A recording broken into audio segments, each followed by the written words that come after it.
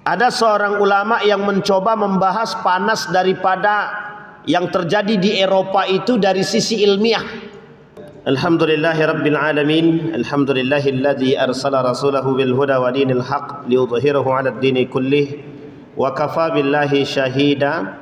Asyhadu an la ilaha illallah wahdahu la syarika lah wa asyhadu anna Muhammadan 'abduhu wa rasuluhu la nabiyya ba'd. Allahumma salli wa sallim wa barik ala hadzal nabiyil karim. Allahumma salli ala Muhammad wa ala ali Muhammad fil alamin innaka Hamidum Majid. Ya ayuhan nasu ittaqu rabbakum alladzi khalaqakum min nafsin wahidah wa khalaqa minha zawjaha wa batha minhuma rijalan katsiran wa nisaa'a wattaqullaha alladzi tasaaluna bihi wal arham innallaha kana 'alaikum raqiba. Puji syukur kehadirat Allah dengan mengucapkan alhamdulillahirabbil alamin. Berselawat kepada Nabi dengan mengucapkan Allahumma salli ala Muhammad wa ala ali Muhammad fil alamin innaka Hamidum Majid. Di dalam Al-Quran, dalam surat Al-Ma'idah ayat 15, Allah berfirman, Ya ahlal kitab, qad ja'akum rasuluna yubayyinu lakum kathiran mimma kuntum tukhfuna minal kitab wa ya'funa an kathir wa ya'fu an kathir qad ja'akum minallahi nurun wa kitabun mubin yahdi bihi Allahu man ittaba'a ridwanuhu subulas salam wa yukhrijuhum minaz zulumati ilan nur biidnih wa yahdihim ila siratim mustaqim. Di dalam surat yang lain, di dalam surat Ar-Rum ayat 41, Allah berfirman, Zaharal fasad fil barri wal bahri bima kasabat aydin nas liyudhiqahum ba'da alladhi amilu la'allahum yarji'un. Shadaqallah. Bapak Ibu sekalian yang berbahagia, mudah-mudahan di malam hari ini kita termasuk orang-orang yang istiqamah. Amin ya rabbal alamin. Bapak Ibu sekalian yang berbahagia, seorang pengamat dari Eropa, beliau mengatakan terjadinya krisis makna dengan gelombang materialisme yang menjadikan harta sebagai ukuran utama keberhasilan, sehingga lupa dengan makna yang hari ini justru banyak tidak dipandang oleh sebagian manusia.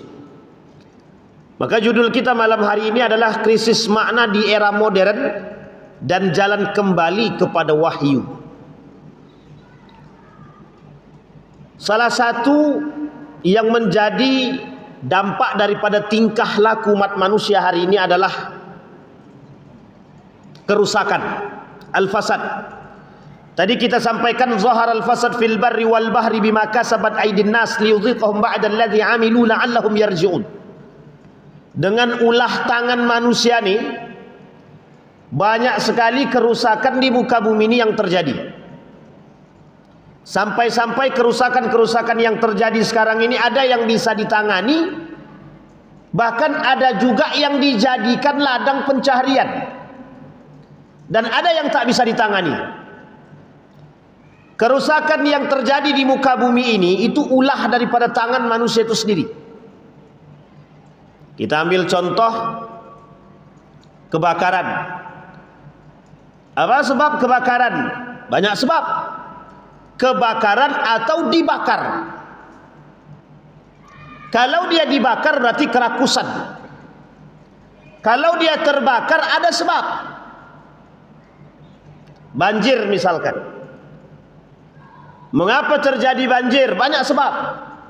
Salah satu di antara sebab yang menjadi sebab daripada zaharal fasad bi aidin nas, kerusakan yang terjadi oleh tangan ulah manusia. Ketika manusia menebang pohon, ketika manusia tak lagi perhatian kepada lingkungan, kepada manusia yang tak lagi memperhatikan kebersihan, ketika manusia ini tak bisa membuang sampah pada tempatnya, bisa dikategorikan tidak beriman. Itu hal sederhana, Pak. hal yang sangat sederhana saja kita tak perhatikan, dan itu bukan bagian daripada, mohon maaf, jangan dikatakan mereka beriman. Orang beriman itu buang sampah pada tempatnya. Orang beriman itu membuang sampah pada tempatnya. Orang beriman itu tak akan melakukan kerusakan. Salah satu fenomena hari ini yang terjadi, bahkan sampai ke Eropa itu, panas yang mendidih. Pada tahun 2023 saya berangkat ke Saudi Arabia dalam rangka umrah. Pernah terjadi panas itu ketika menginjak lantai Masjid Nabawi, itu panasnya sampai ke ubun-ubun, Pak. Kalau tidak pakai sendal tidak bisa itu. Sendal aja lecet, sendal aja bisa terbakar. Itu di Saudi Arabia, di Madinatul Munawwarah. Ada satu persoalan yang harus kita lihat hari ini. Ketika kehilangan Tuhan dan makna dalam hidup seseorang, Allah tak segan-segan menurunkan bencana dalam bentuk apapun. Dalam bentuk apapun. Kalau kita bicara Eropa, Bapak Ibu, mulai semenjak tahun 1925, mulai mereka merasa kehilangan arah dan tak pernah melihat Tuhan. Bukan tak pernah, hampir tidak melihat Tuhan. Eropa ini negara yang paling sekuler, yang memang meniadakan Tuhan dalam hidup mereka. Bayangkan, ketika orang-orang Eropa ini berbicara, mereka tak fikirkan Tuhan atau tak Tuhan itu. Justru mereka katakan, don't talk about the God. Jangan kalian berbicara tentang Tuhan kepada kami. Dan jangan berbicara about religion. Mereka tak mau, Pak, berbicara tentang agama. Dulu pernah seorang pemuda dari Belanda, Utrecht University, Belanda, datang ke salah satu universitas di Yogyakarta. Kebetulan saya yang mendampingi beliau. So ketika itu saya tanya sama beliau tentang agama. Dia katakan, don't ask me about religion, it is privacy. Jangan tanyakan kepada aku tentang agama, itu privasi, gitu deh. Saking begitunya, Pak. Jadi Eropa ini negara sekuler, sangat sekuler sekali. Bayangkan ketika satu negara yang meniadakan Tuhan dalam kampung mereka, dalam negara mereka, mungkinkah bagi Allah menurunkan rahmat selain daripada bencana? Kita ambil contoh Lut, kaum Nabi Lut. Kurang baik apa? Nabi Lut saja, Nabi Lut itu mereka caci, mereka maki. Justru mereka katakan, Lut, kalau kau mau pakai saja, jangan pakai munafik lah. Kalau mau dapat, ambil saja. Kalau kau butuh laki-laki yang ganteng, ambil saja, tidak usah munafik. Dan jangan kau larang-larang kami. Suka sesama jenis, kata dia. Coba bayangkan. Jadi persoalan kita hari ini, Bapak Ibu, dimanapun kita, persoalan hari ini adalah kehilangan Tuhan. Dan kita ini sedang kehilangan makna kehidupan yang sesungguhnya Allah turunkan. Apalagi di era yang sangat modern ini, Pak. Krisis makna itu banyak.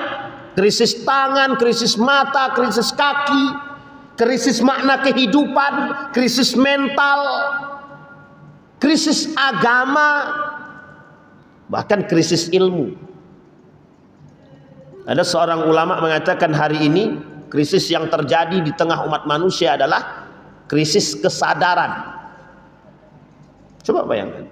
Krisis berpikir, krisis kesadaran, dan terakhir yang ketiga kata beliau, krisis berinteraksi dengan Al-Quran.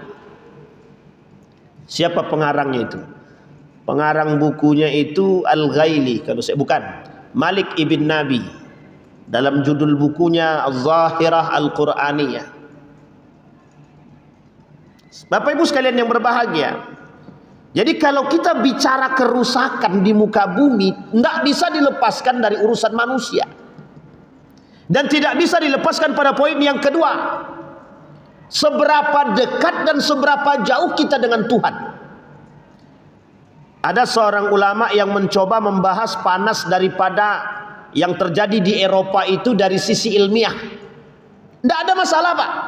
Mau dibahas dari sisi ilmiah atau tidak ilmiah, tidak ada masalah.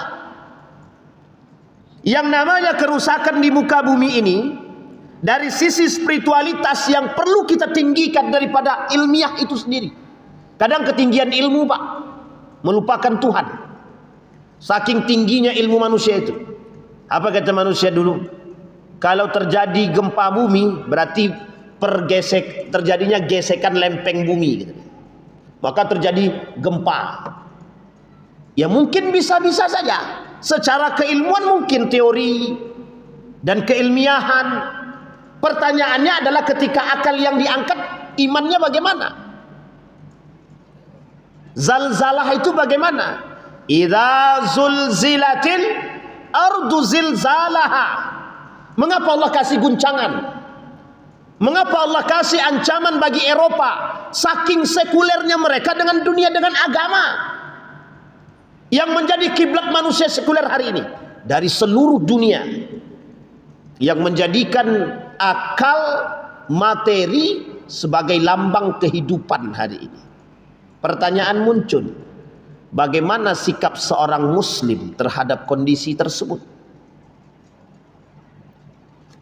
Bayangkan sama Bapak Ibu, kalau sempat Pekanbaru ini banyak, kira-kira Allah kasih sayang, Allah kasih tidak rahmatnya sama kita?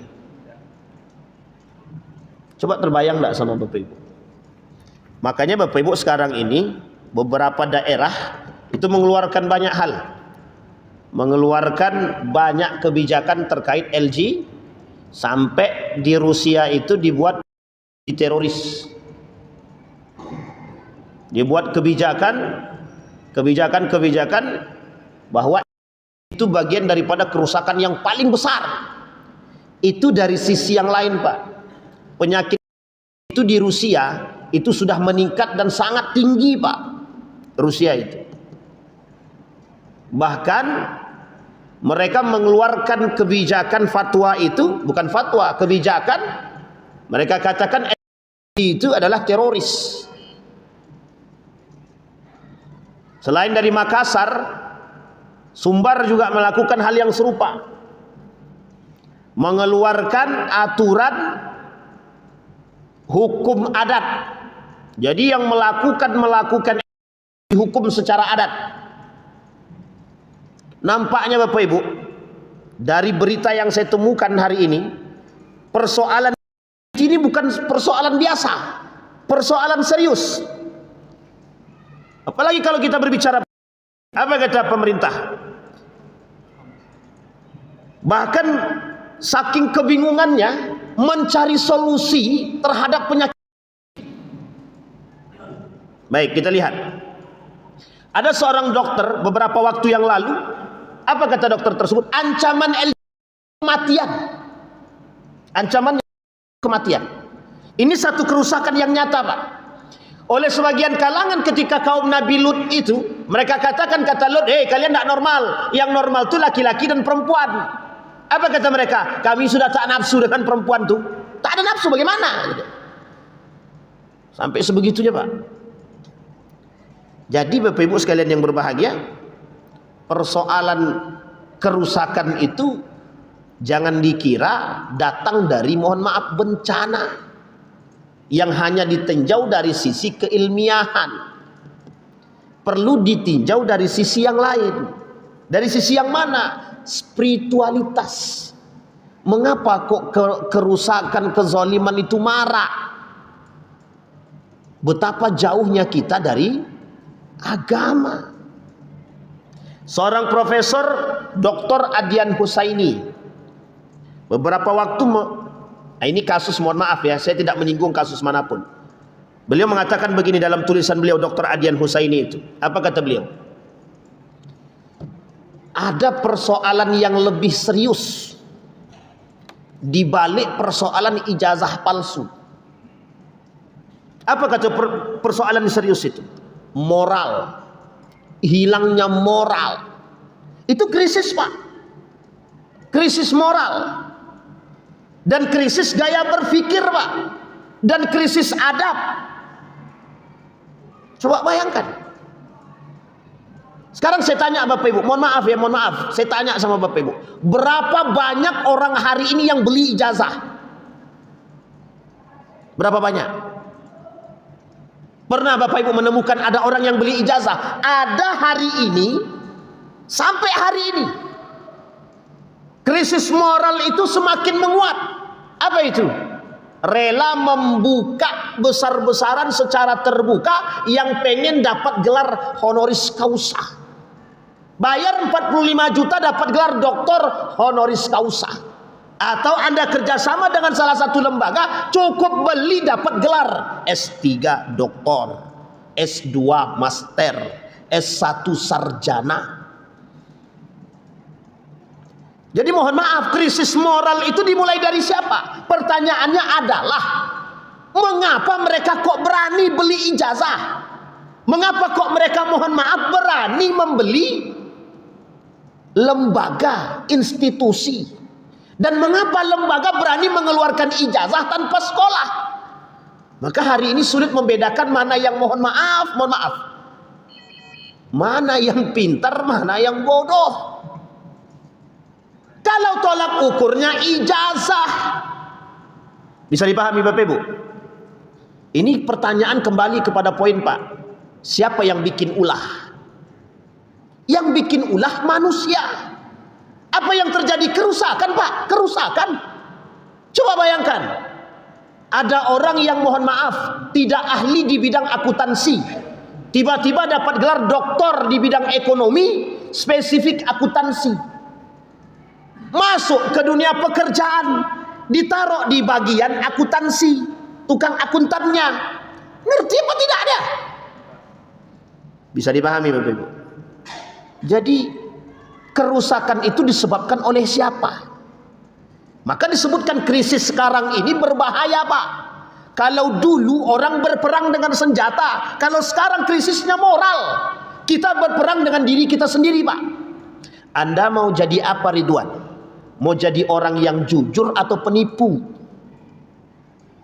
Anda mau jadi apa? Itu kembali kepada pribadi kita Pak.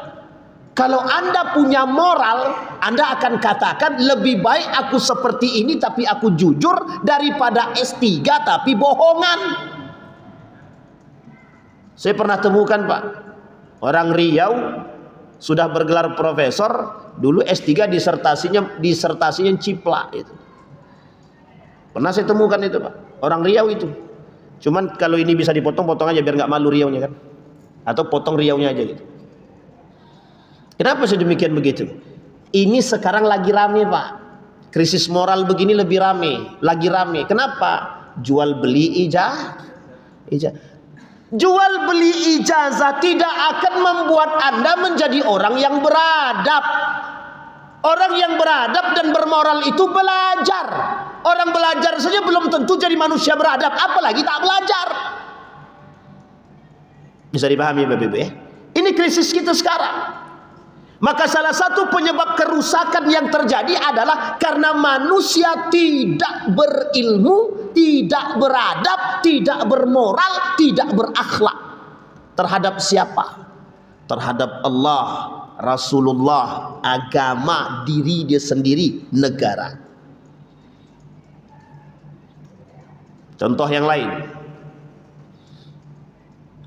Ada orang yang mengaku pintar, pada hakikatnya dia tidak pintar. Kira-kira masalah apa tak masalah? Ibu-ibu, masalah enggak? Ada orang tidak pintar tapi merasa pintar. Masalah apa tak masalah kira-kira? Kita ambil contoh. Dia tidak bagus atau tidak pintar secara ilmu keimaman, jadi imam. Kira-kira rusak enggak kira-kira? Orang yang tak tahu ilmu imam tiba-tiba berdiri jadi imam. Itu masalah Pak. Apa masalahnya? Dampaknya banyak. Apa masalahnya? Dia harus menanggung beban sebagian banyak orang. Dengan tipu daya dan muslihatnya dan kebodohannya Pak. Makanya jadi imam itu berat Pak. Berat jadi imam itu. Ulama ikhtilaf itu. Siapa yang berhak jadi imam? Qari yang pandai baca Qurankah, yang mengerti ilmu Al-Qurankah, atau yang faqih? Itu dibahas khusus itu Pak. Berbeda pendapat di kalangan para ulama. Setidaknya dua itu dulu. Antara alim secara Qur'ani atau alim secara fikih. Mana yang paling didahulukan? Nah, terlepas dari persoalan itu, dua-duanya alim. Alim ilmu Quran, alim dengan ilmu fikih.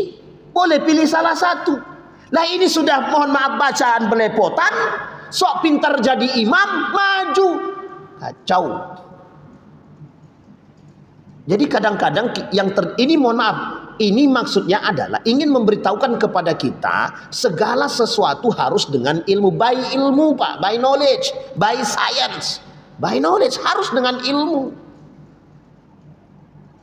Without knowledge you cannot do anything. Kamu tidak akan bisa melakukan apapun kalau Anda tidak punya ilmu. Yang paling berbahaya adalah yang disebut dengan krisis moral tadi apa? Orang yang pura-pura berilmu. Itu yang dikatakan oleh Imam Al-Ghazali. Sekarang perhatikan. Kondisi dunia hari ini itu sangat serupa dengan apa yang dikatakan oleh Imam Al-Ghazali.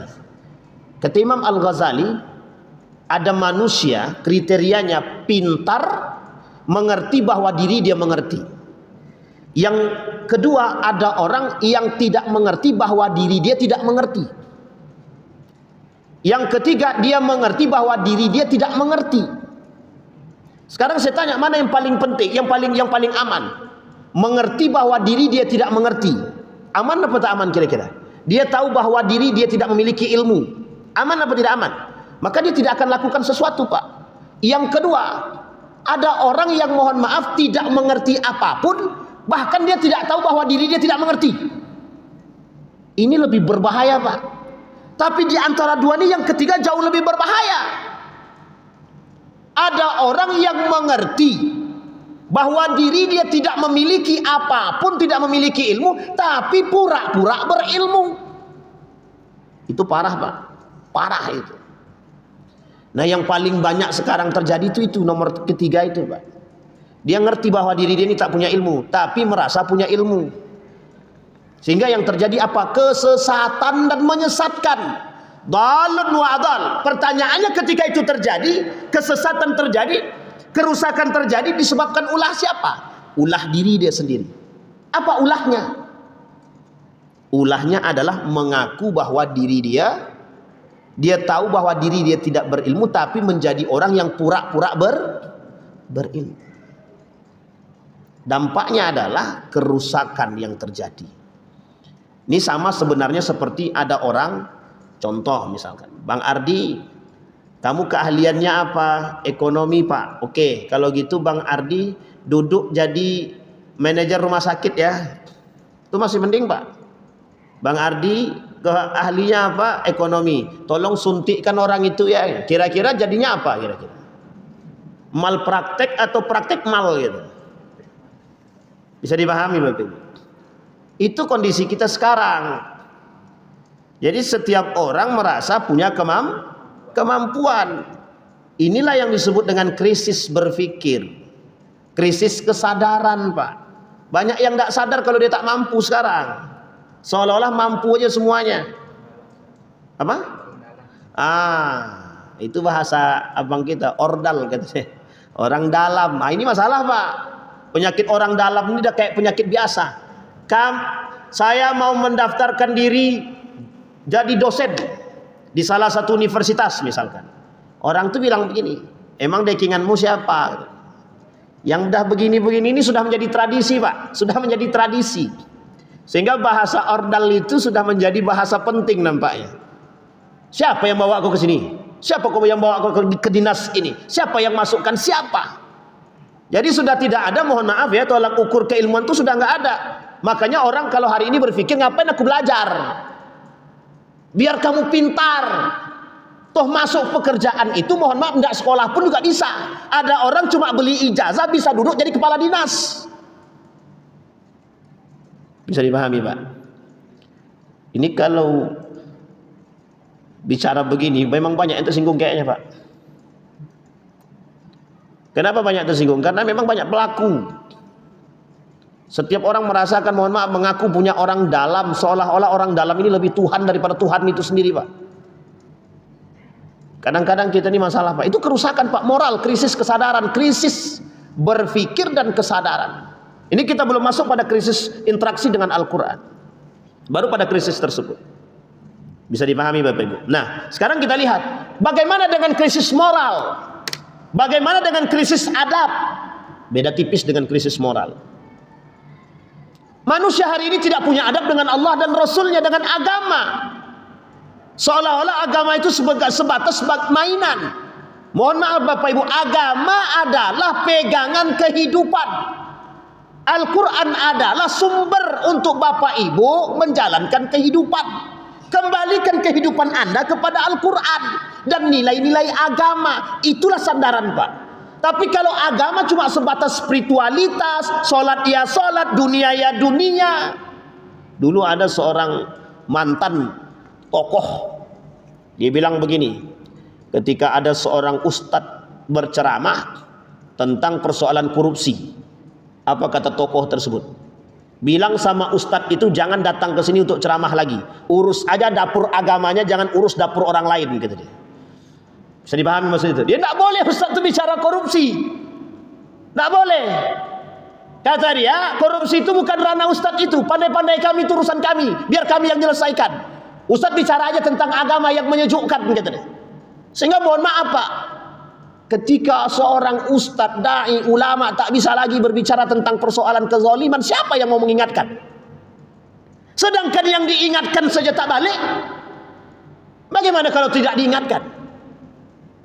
Sedangkan yang mengingatkan dianggap musuh, bahkan dijadikan lawan. Jangan salah Pak, itulah yang disebut dengan krisis. Krisis moral, krisis adab, bukan hanya kepada manusia. Anda berkorupsi, Anda melakukan, Anda minum khamar, Anda judi, Anda maksiat, Anda zina. Urusan Anda bukan hanya dengan manusia, urusan Anda dengan Allah. Urusan Anda dengan Allah. Tapi dampak perbuatan Anda kepada orang lain. Kalau cuma Anda yang rusak silahkan, itu urusan Anda. Tapi kalau Anda yang rusak menyebabkan orang lain, itu yang masalah. Contoh, rusak untuk siapa? Apakah diri dia pribadi? Tidak. Bahkan ada perilaku paksa. Ada orang, seorang anak tidak mau melakukan perbuatan tersebut, tapi dipaksa, ditangkap Pak, diperkosa. Bisa dipahami Pak? Anda kalau seandainya korupsi itu hanya untuk Anda pribadi, antara dosa Anda dengan Tuhan, tidak melibatkan orang lain, tak masalah. Tapi di situ Anda ngambil hak orang. Kerusakan yang Anda lakukan bukan Anda tidak berilmu, Anda tidak bermoral, Anda tidak punya adab. Pezinah misalkan, kalau cuma dosa itu untuk Anda pribadi silahkan. Dan jika Allah menurunkan azab hanya bagi mereka pelaku zina, silakan. Tapi kalau Anda berzina dan orang lain kemudian melihat perzinahan Anda dan kami cuma diam, bahkan azab itu bukan untuk Anda, untuk kami semua. Artinya Anda merugikan orang lain. Bisa dipahami Bapak Ibu ya? Jadi dampak dari perbuatan manusia itu bukan hanya ditimbulkan untuk diri dia sendiri, tapi bisa ditimbulkan untuk siapapun. Minuman khamar yang rusak siapa? Apakah cuma dia sendiri atau orang lain? Orang gila Pak, orang yang minum khamar itu rusak akalnya. Kalau sudah rusak akalnya, dia bisa merusak apapun Pak. Ada seorang yang dikenal mengerti agama, dikurung di dalam satu rumah, disuruh membunuh anak, dia nggak mau. Disuruh dia berhubungan badan berzina dengan seorang wanita, dia nggak mau. Disuruh minum khamar, dia nggak mau. Tiga-tiga ini jadi pilihan. Sekarang kalau kau tidak mau lakukan tidak ada masalah, tapi pintu tidak bisa dibuka. Kau hanya bisa memilih di antara tiga tersebut.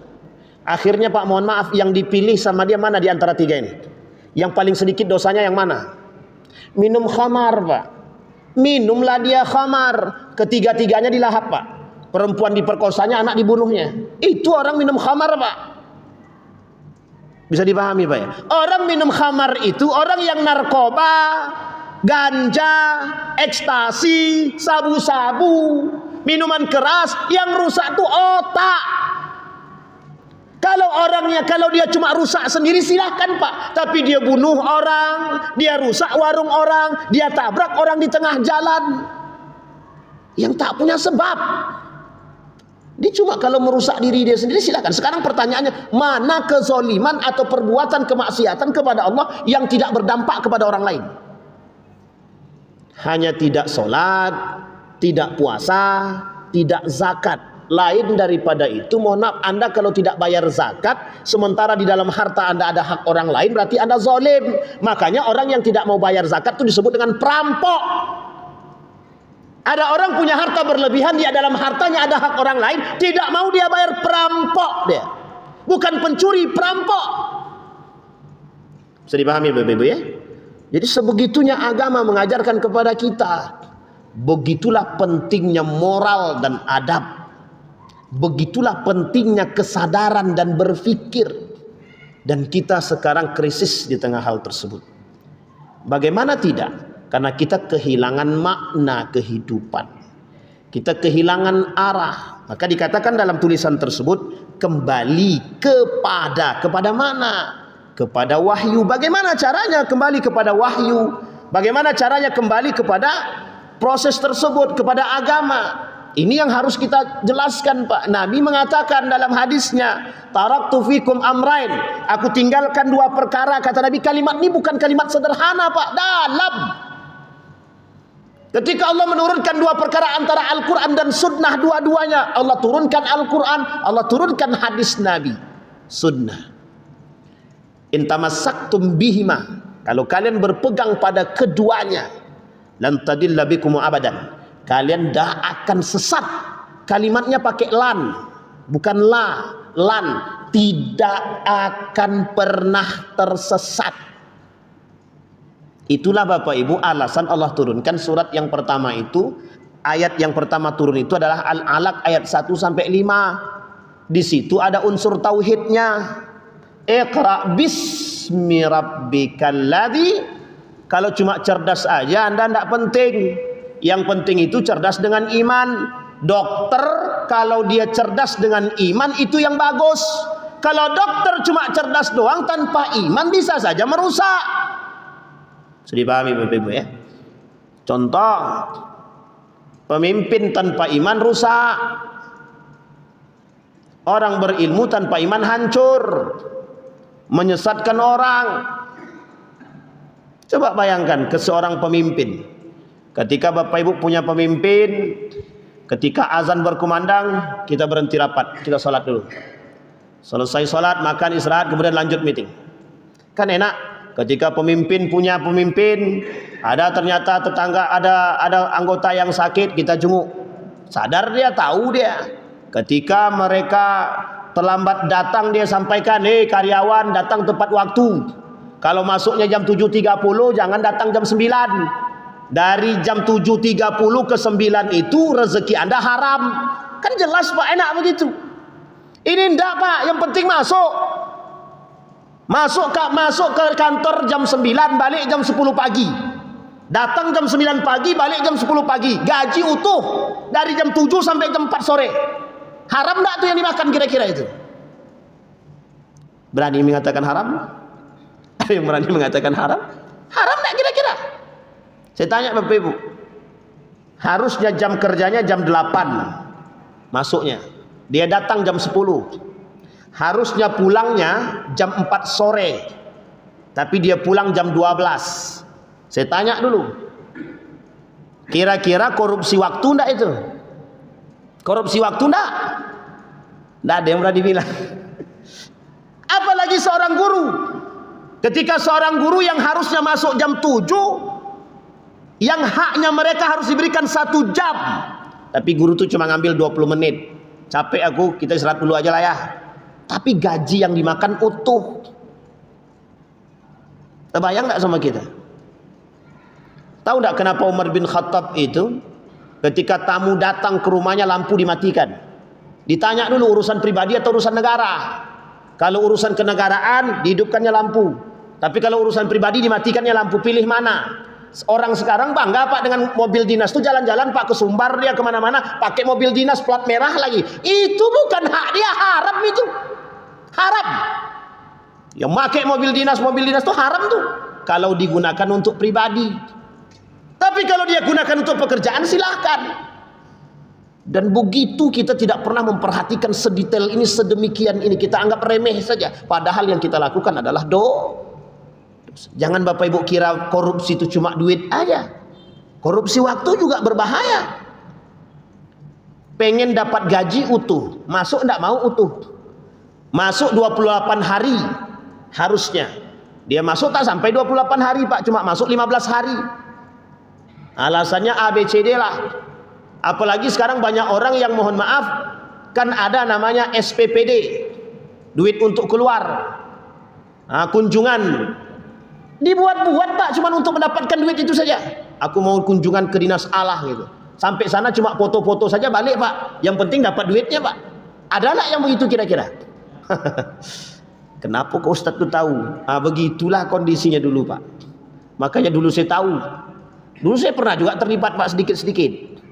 Sedikit dulu pernah masuk saya di staf ahli DPRD provinsi, meskipun cuma setahun. Jadi saya tahu Pak, ya setahun itu saya ngertilah kemana. Banyak Pak yang mohon maaf yang membuat kwitansi palsu. Pertanyaan saya itu sederhana saja Pak, kok bisa? Kok bisa? Apa kita tak takut dengan Allah? Itu buktinya kita tidak takut dengan Allah. Sekarang kita kembalikan, Iqra bismi rabbikal ladzi khalaq. Pertanyaannya, mereka yang melakukan apakah tidak punya ilmu? Punya Pak, rata-rata kan sarjana Pak. Sarjana, master, doktor, rata-rata. Pertanyaannya, mengapa mereka biasa dengan dosa? Mereka tidak punya. Kadang-kadang awal masuk pakai iman Ustaz. Ketika di dalam karena bergabung dengan iblis, jadi iblis beneran gitu dia. Imannya nggak kuat, yang menang iblisnya. Kalau imannya yang kuat maka dia menang, tapi karena yang kuat iblisnya maka mohon maaf Pak, imannya kalah. Bahasa ilustrasi ini bisa dipahami Bapak Ibu. Begitulah kondisi kita.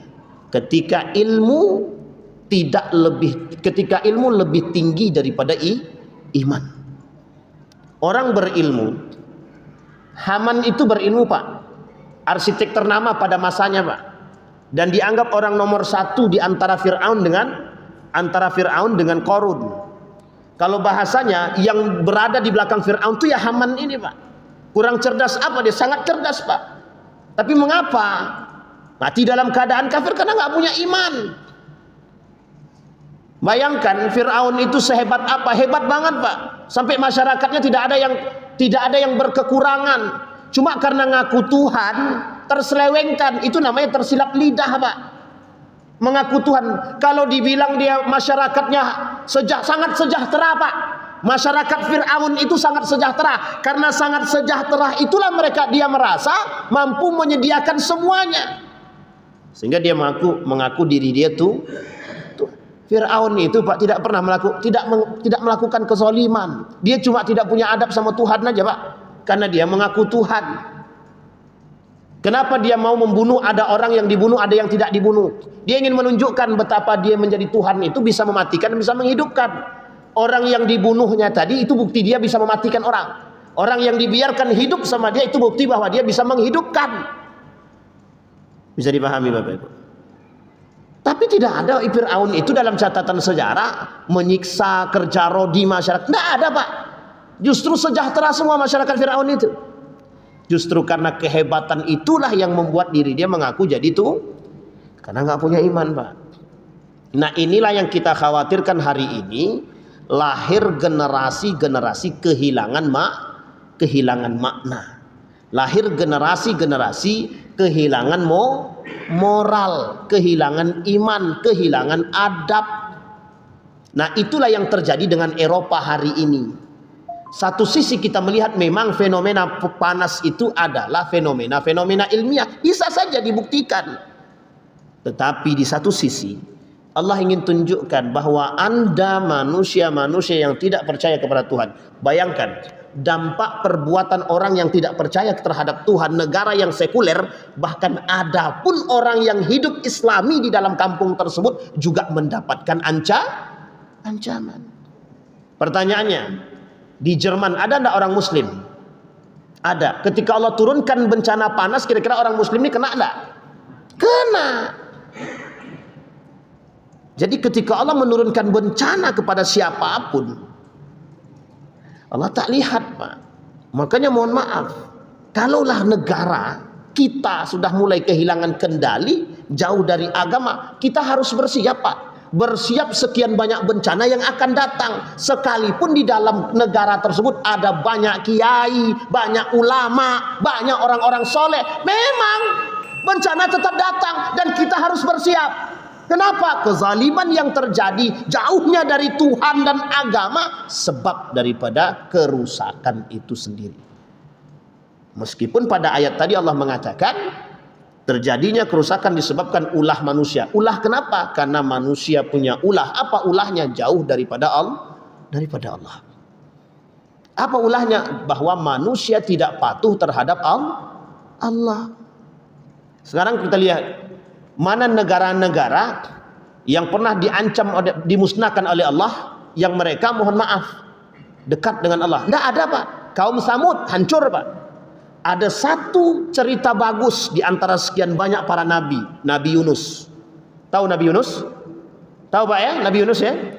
Nabi Yunus itu dimakan oleh siapa? Pertanyaannya adalah, apakah kampung Nabi Yunus ini, masyarakat yang menolak ajaran Yunus ini dihancurkan oleh Allah? Dihancurkan oleh Allah? Tidak. Kenapa tidak? Bertaubat sebelum datangnya bencana.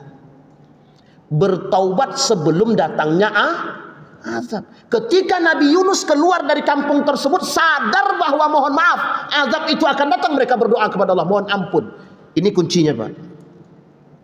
Paham ya Bapak Ibu kuncinya, ya? Jadi mohon maaf, kalau kita mau, itulah gunanya ayat di dalam Al-Quran tadi, bertadabbur dengan ayat.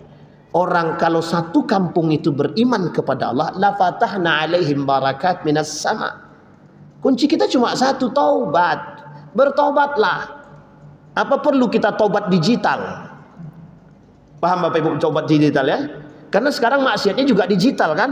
Maka perlu juga kita tobat digital. Tapi tobatnya beneran. Bukan tobat kemudian maksiat.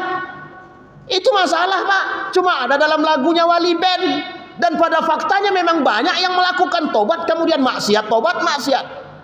Dan itu menjadi persoalan bagi kita. Makanya kaum Nabi Yunus tidak jadi mendapatkan azab. Kenapa tidak jadi mendapatkan azab? Sebelum azab itu datang, mereka sadar akan kerusakan yang mereka lakukan dan mereka bertobat kepada Allah. Nah, Bapak Ibu sekalian yang berbahagia, kesimpulan dari apa yang kita sampaikan, kata kunci yang pertama adalah kerusakan tidak akan terjadi kecuali dengan ulah manusia itu sendiri. Dan Allah tidak akan mensia-siakan seseorang untuk menghancurkan seseorang kalau tidak ada sebab. Itu yang pertama. Yang kedua, mudah bagi Allah untuk mendatangkan bencana kepada siapapun yang mohon maaf tidak menganggap Allah sebagai Tuhan. Justru sebaliknya mengaku diri dia sebagai Tuhan. Yang ketiga, krisis moral, krisis berpikir, krisis kesadaran, krisis makna ini sedang terjadi di tengah erupsi kita hari ini. Dan inilah yang dikatakan krisis makna di era modern. Manusia hari ini melupakan segalanya, termasuk melupakan Allah. Allah hanya dijadikan sandaran ketika punya masalah. Ketika tidak punya masalah, Allah tidak kita jadikan sebagai pemeran utama. Dan yang terakhir, kunci kembali kepada Allah melalui satu proses yang tidak boleh dilupakan. Taubat. Sebesar apa dosa yang Anda lakukan, tidak ada satu dosa pun, tidak ada satu maksiat pun yang tidak diampuni oleh Allah kalau mereka bertaubat. Bapak Ibu sekalian yang berbahagia, kita jaga kampung kita nih, kita jaga tempat kita dengan memperbanyak istighfar dan bertaubat kepada Allah. Mudah-mudahan kita bisa menyatukan dan bersatu. Insya Allah Allah mengampuni segala dosa yang kita buat, dan insya Allah Allah jadikan kita orang-orang yang husnul khatimah.